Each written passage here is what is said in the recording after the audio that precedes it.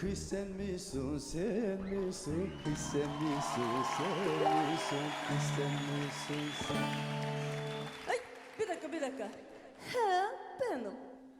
Alemun dilindesin, o kadar güzel misin? Bir dakika. Güzelim tabii.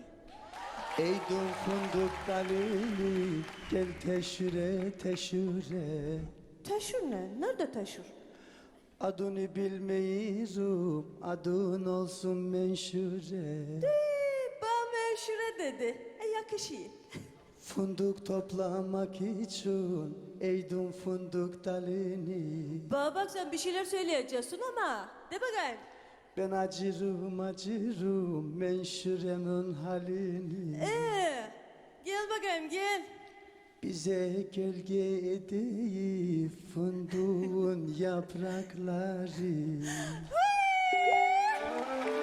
Kız sana haram olsun cahili topraklar, cahili topraklar, cahili topraklar. Kız sana haram olsun cahili topraklar, cahili topraklar, cahili topraklar. Kız sana haram olsun cahili topraklar, cahili topraklar, cahili topraklar.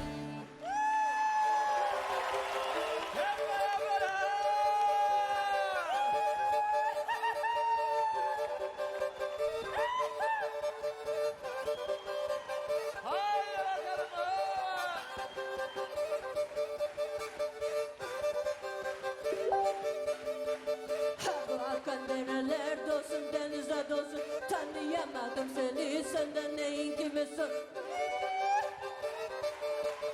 Hiç tanımadın mı beni? Ben Ali'yim. 7 seneden beri de kız sana sevmeliyim. Kız sana sevmeliyim.